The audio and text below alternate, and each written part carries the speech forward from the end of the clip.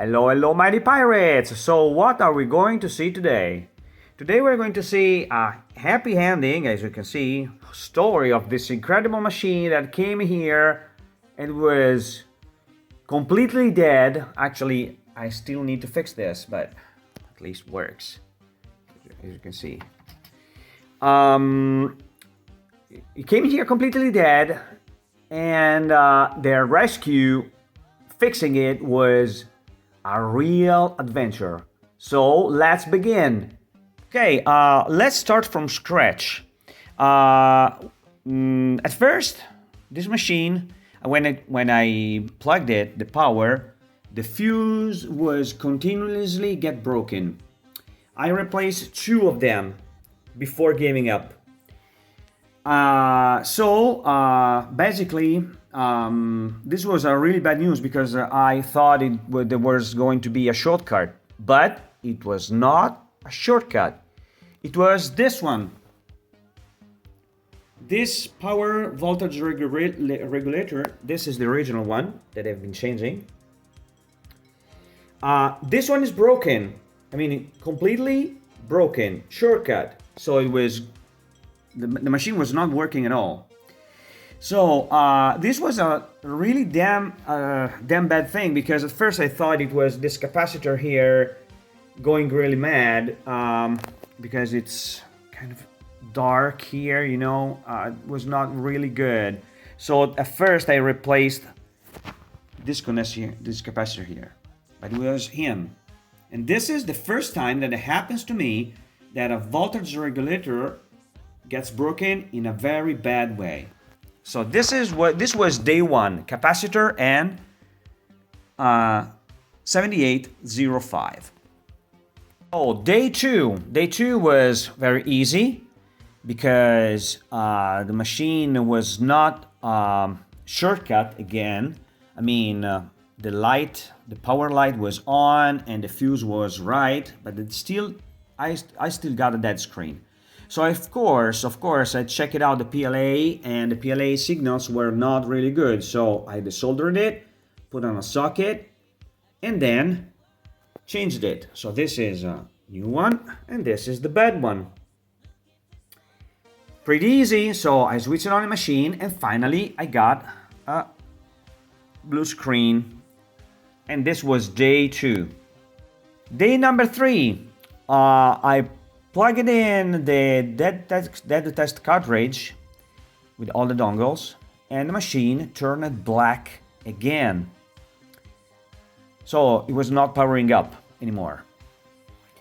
And that was really frustrating, because at first I didn't know what to do.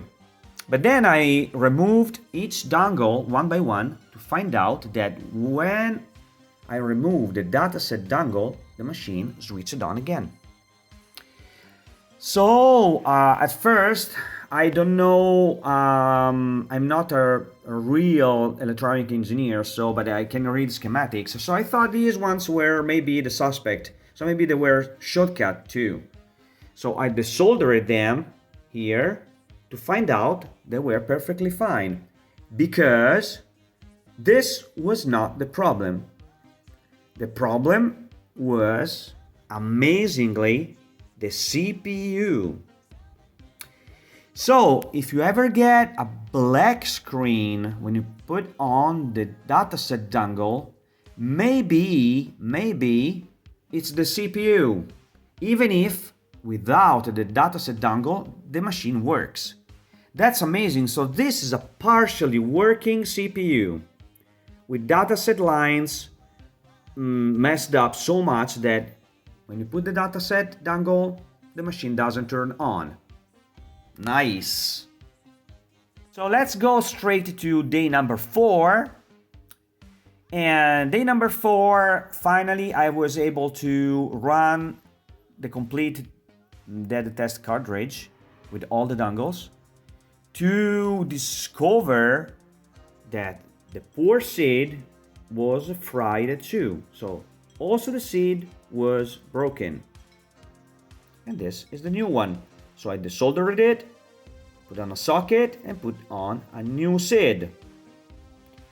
Damn, was hard work. This poor Commodore 64 was really hard work. All right, so let's continue the adventure. So day number 4 was very, very frustrating too. And why am I looking at these two CIAs?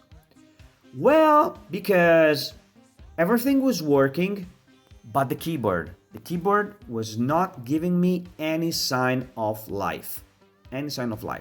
So I decided to desolder both of them, put on a socket and try to swap them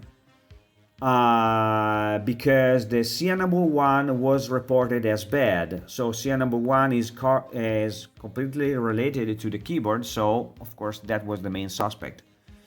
But even if I swapped them, the problem was still there. So CIA number 1 was not the problem. All right. So I decided to look in the schematics and I thought this one was the main suspect. No, I desoldered it, put a new one, nothing changed, so I put on the back one. The U8 was not the problem. So looking at schematics again, I decided to check out the U20. U20 was maybe related to the CIAs.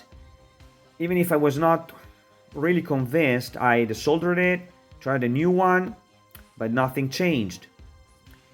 So, in the end, what I found out? I found out there's a partially working U8, which is a MOS 7707 was partially working. So, a partially working chip was generating some errors, some bad signals on the CIA number 1, and so I replaced it. This is the broken one, actually partially working. So as I changed it, everything started to work as a normal standard Commodore 64. I guarantee you this was quite a journey, but very, very satisfying. So the final result is that now we have a new Commodore 64 alive and kicking it again. And I suspect that all the mess that I've been dealing with was due to the power supply. I do have a new power supply. Please don't use old power supplies on old machines, okay? They are known as the brick of death, actually. All right, so that's all for now. So thank you for watching and have a nice day. Bye.